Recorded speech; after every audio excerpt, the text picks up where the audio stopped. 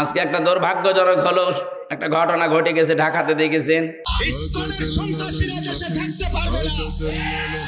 এদেশ মুসলমানের, এদেশ ইমানদারের, এদেশ কোরআনের, এদেশ ইসলামের। আমার যতটুকু ধারণা এর ভেতরে ওদের ষড়যন্ত্র আছে। এইটা করে দেশটাকে একটা ঘোলাটে পরিবেশ বানিয়ে নিজেরাই অস্ত্র নিজে রাখবে, এটা মিডিয়া, বিশ্ব মিডিয়াকে দেখাবে যে এই দেখেন জঙ্গিপনার কাজ চলছে। এইটা করে শেষে এই সাতপন্থী জবাইরপন্থীর নাম দিয়ে এই আলেমদেরকে দেশে নিষিদ্ধ করবে। এরপরে ধরবে একামতে দিনের দায়িত্বে আছে যারা, তারা ওরা জাতে মাতাল তালে ঠিক। আমি বহু মানুষের সাথে ওদের মিশে দেখেছি। ওই শয়তানরা জাতে মাতাল হলেও তালে ঠিক আছে, এমনি মনে করবেন কিছু বোঝে না, কিন্তু সব বোঝে।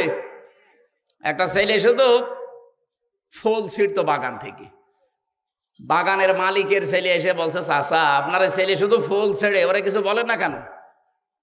বলছে ফুল ছেড়ে বাবাজি ওর মাথা একটু খারাপ, তো একটু তার কাঁটা আছে, এই কারণে ফুল ছেড়ে, ও আস্তে আস্তে ঠিক হয়ে যাবে। ছেলে বলছে, চাচা আমার পাশেই তো আপনার বাগান, আমাদের বাগানের পাশে আপনার বাগান, আপনার বাগান থেকে তো ফুল ছেড়ে না। চাচা বলছে, ভাতিজা ওর মাথা খারাপ, তবে অত খারাপ না। ওই শয়তান হলো জাতে মাতাল হলো তাহলে ঠিক আছে। এই জন্য আমরা যাই করি, আমরা পাগলামি করবো এমনিতে, কিন্তু ওদের তালে তাল দিয়ে উস্কানিতে আমরা যেন পা না দিই। কি কথা বলেন না কেন? সব এখন এই দেশের জন্য আমি দেখতে পাচ্ছি এক হয়ে যাচ্ছি, শুধু ওই 14 দল বাদ দিয়ে।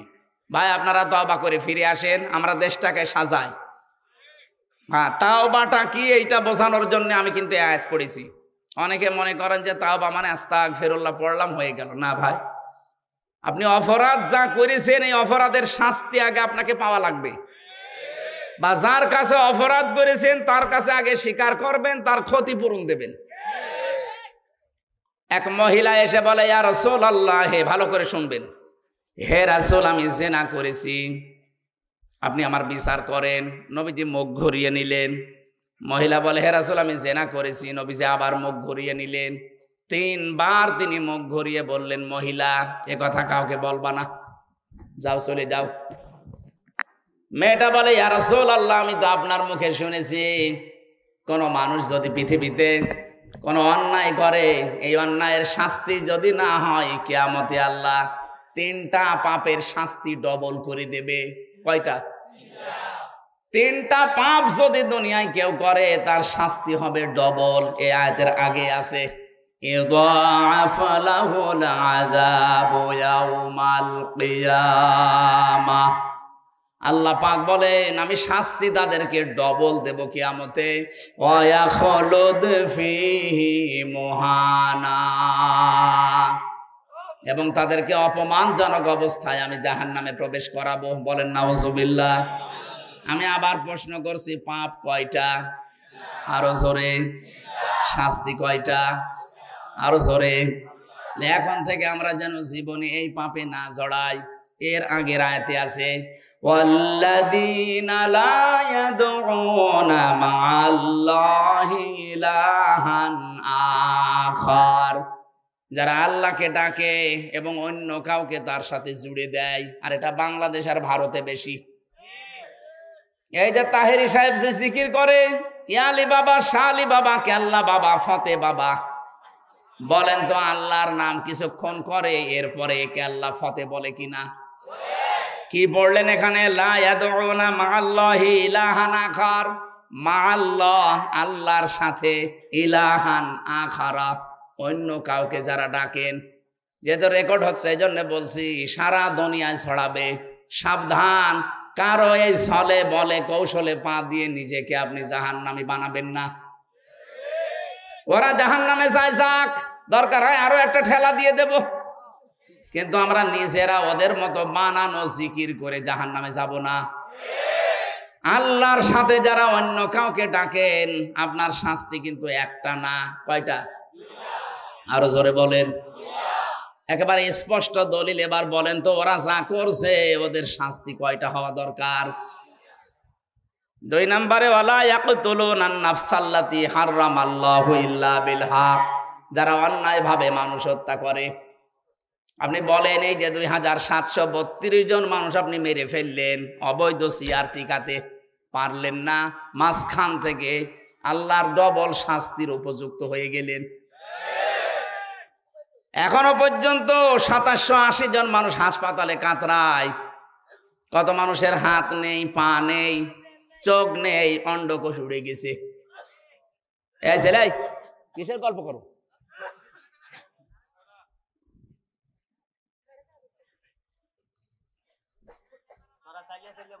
চাইলে চাইলে এদের ভাষা তো এই ফাঁকা ফাঁকা হয়ে বসেন, বসেন বসেন, ফাঁকা ফাঁকা হয়ে বসেন।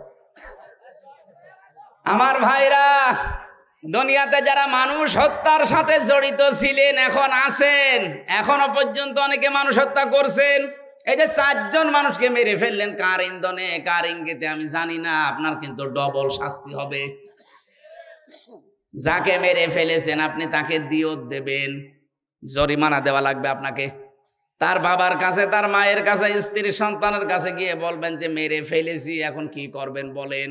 ওরা যদি বলে 50 লাখ করে টাকা দেওয়া লাগবে আপনাকে, তাই দেওয়া লাগবে, তাছাড়া আপনার মাপ নেই।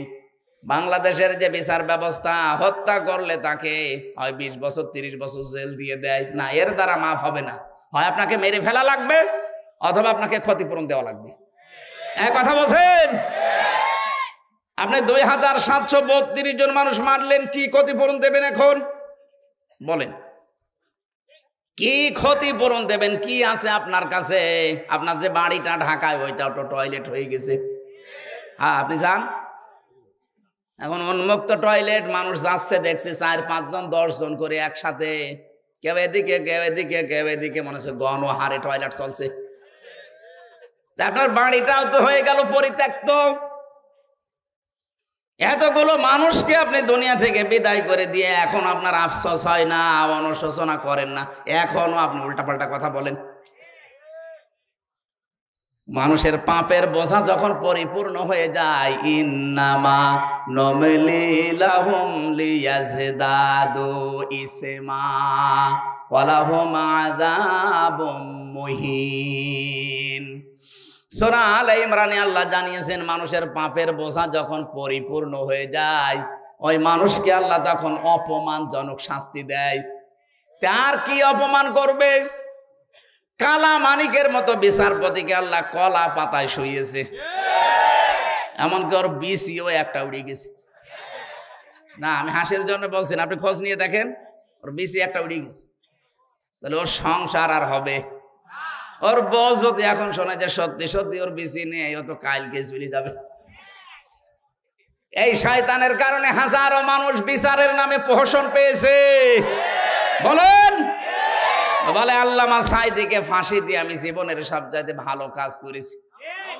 জবাই করা দরকার শয়তান। কোরআনের পাখিটা খেদমত দিয়ে গেল সারা বিশ্বে।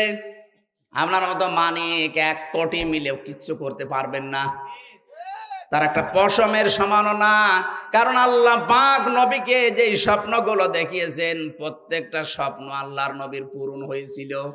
লাকাদ সাদাকাল্লাহু রাসূলাহুর রুয়া বিল হক।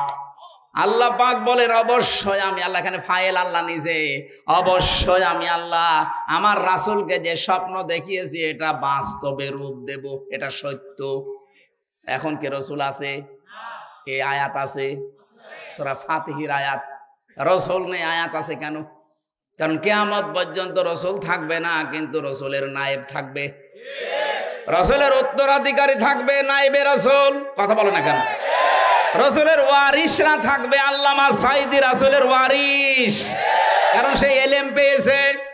রসুল স্বপ্ন দেখলে যদি আল্লাহ সেটা বাস্তবায়ন করে, রাসূলের নায়েব যারা, তারা স্বপ্ন দেখলে বাস্তবায়ন করবে না। আল্লামা সাঈদী যেই স্বপ্ন দুনিয়ায় দেখেছেন, আল্লাহ সবগুলোই বাস্তবায়ন করে দিয়েছে। উনি বলেছিলেন জালেমরা একটা গর্ত পাবে না, ঠিক পাচ্ছে না। 2-1টা গর্তে যদি থাকে, সে গর্তেরও সমস্যা। কথা বলে না কেন?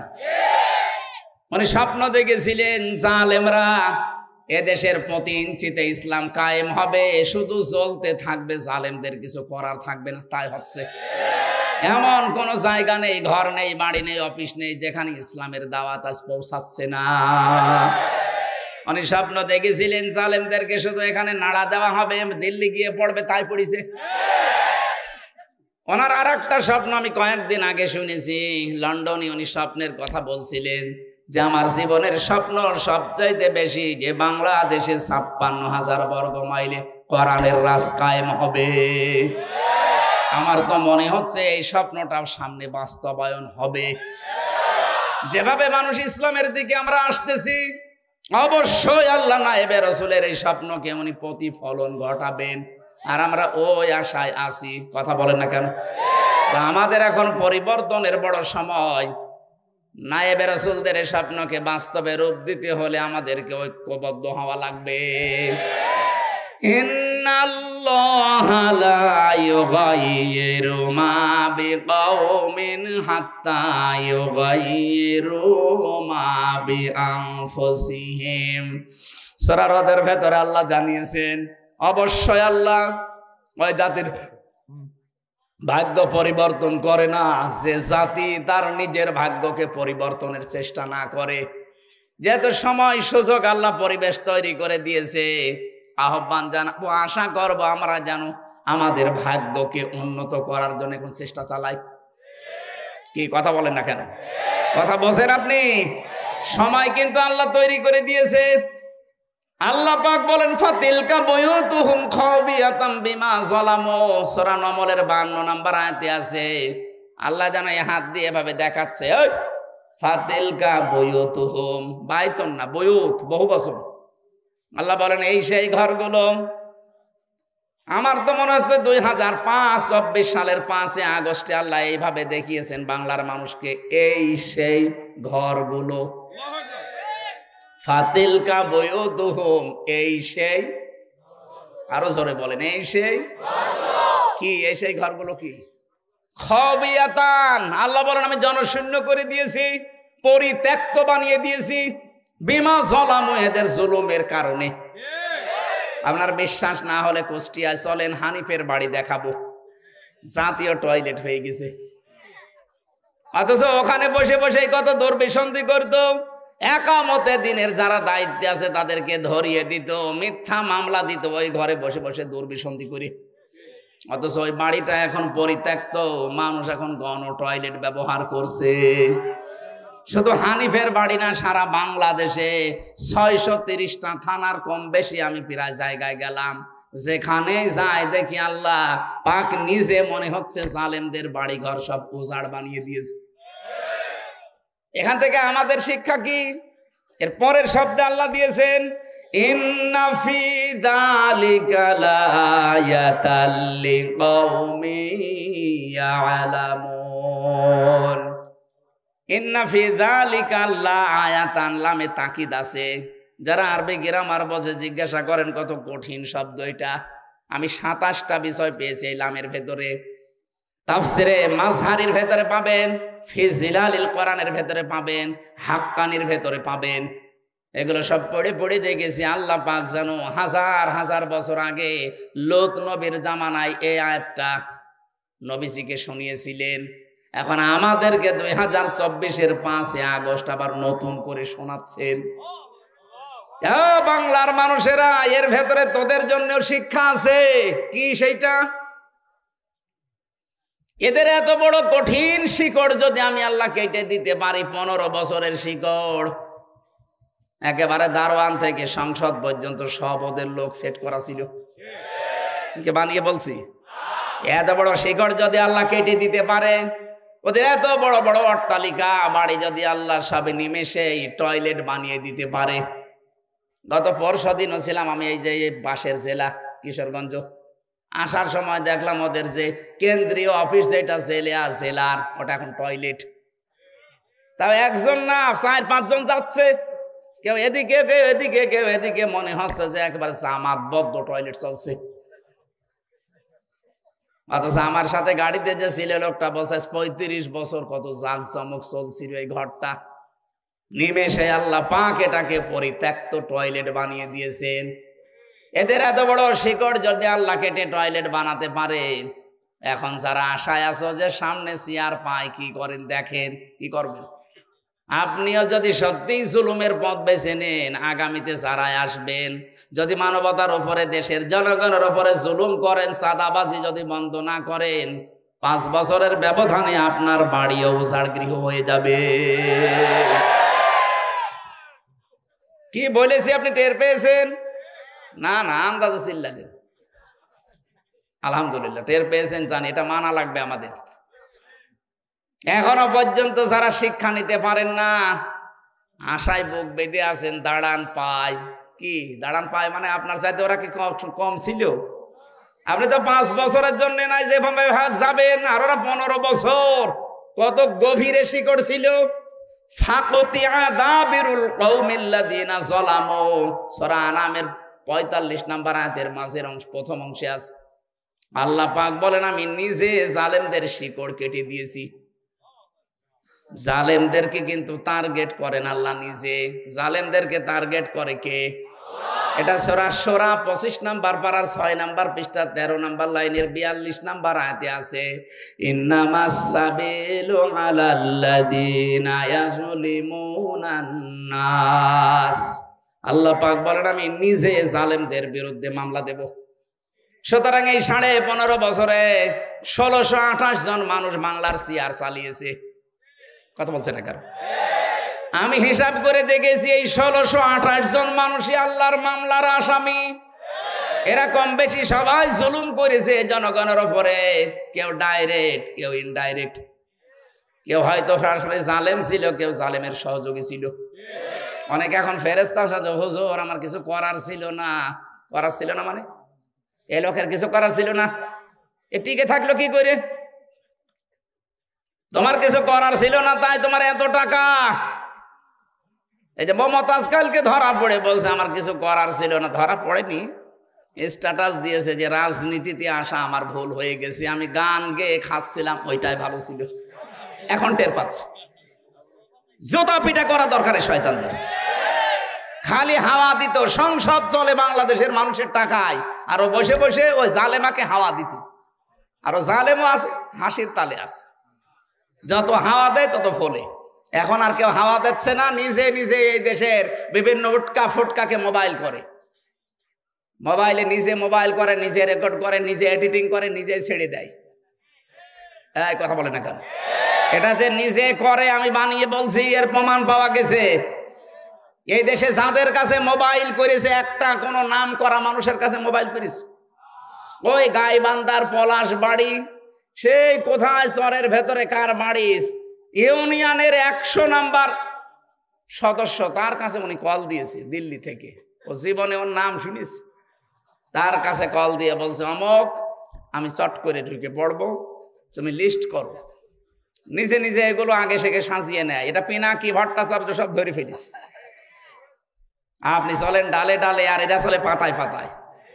মানুষকে ধোকা দিয়ে আর বোকা বানানো যাবে না। কি কথা বলেন? এখন বাংলাদেশ এখন যাদের দায়িত্বে আছে, এরাও কিন্তু একেবারে ফেলে দেওয়ার মতো না। এই কথা বলেন। ভিয়েতনামের মতো ছোট একটা রাষ্ট্র যদি আমেরিকার সাথে 12 বছর যুদ্ধ করতে পারে, আমরা তো ভিয়েতনামের মতো না। ওদের না ইমান ছিল না, তারপরও যুদ্ধ করেছে। আমাদের ইমান নেই। 18 কোটি মানুষ আমরা। যদি এদেশের দিকে যত বড় দেশ চোখ তুলে তাকাক, যদি কিছু করা লাগে না, 18 কোটি যদি মরি, 36 কোটি নিয়ে মরব। দরকার এক একজন 5 জন করে মারব। কতজন হবে? একটাও থাকবেন না। আমাদের তো মরণের ভয় নেই, কারণ আমরা জানি মরলে আমাদের বাগান আছে। কথা বলেন না কেন?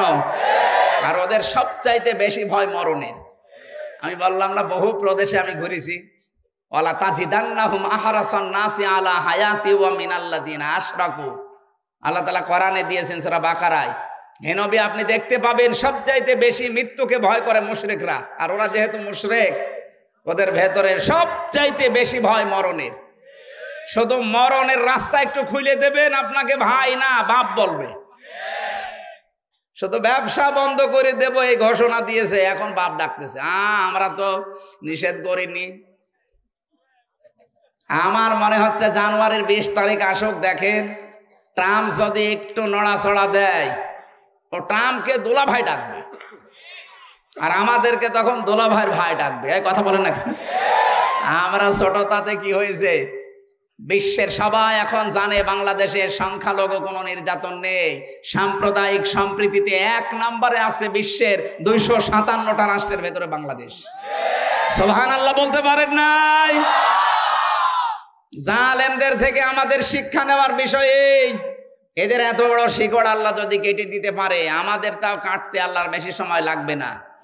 এজন্য আমরা যেন অন্তত সামনে যারাই যাবেন, কারা যাবেন আমরা জানি না, যারাই যাবেন জনগণ যাদের চাই, আপনি যেন জুলুম করবেন না। জুলুম যদি করেন, অনেকে তো আশায় বুক বেঁধে আছেন যে আমি অমুক বাজার, অমুক ঘাট দখল করব। দখল, আমির জামাতের বক্তব্য শোনেননি? ইসলাম এ দেশে আসে, এই দেশে কেউ চাঁদাবাজি আর দুর্নীতি করতে পারবে না। এই কথা বলেন না কেন? এই দাবির সাথে আপনারা আছেন না? কারা কারা চাঁদাবাজির পক্ষে আছেন হাত তোলেন তো। আলহামদুলিল্লাহ, এই জেলায় কিছু মাথা খারাপ মানুষ আছে। আমাদের মাথা খারাপ হোক, কিন্তু বেশি খারাপ যেন না হয়। 2-1টা হালকা তার কাটলে অসুবিধা নেই, বেশি তার কেটে গেলে সমস্যা। তাহলে আমরা কিন্তু শিক্ষা নিয়েছি এই যে সামনে যারা আসবে তারা জনগণের মালিক হবে না, জনগণের খাদেম হবে। আপনি পিরোজপুরে যান, এখনো যান পিরোজপুরে, আল্লামা সাঈদের এলাকা। আমি বাংলাদেশের সবচাইতে বেশি অনুষ্ঠান করেছি ওই জেলায়। ওখানে হিন্দু পর্যন্ত, ওখানে যদি 100 জন মানুষ থাকে তার মনে হয় 65 জন হিন্দু। ওরা পর্যন্ত বলে, দেখেন মাওলানা সাহেব, মাওলানা বলে, মাওলানা সাহেব মানুষ না, উনি একজন দেবতা। একটা হিন্দুর মুখ থেকে এই কথা শোনা যায় তাই ব্যাপার না। আর এই কয় বছর যে দায়িত্বে ছিল, সেও একজন দাড়িওয়ালা মানুষ, তার নাম শুনলেই গালি দেয়, বলে একটা টাটকা নির্ভেজাল শয়তান।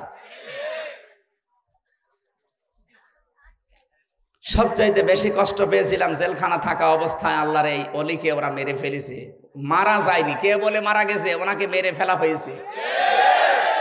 ওনাকে মিথ্যা আশ্বাস দিয়ে বলছে আপনি অসুস্থ, চলেন। কোথায়? ঢাকায়।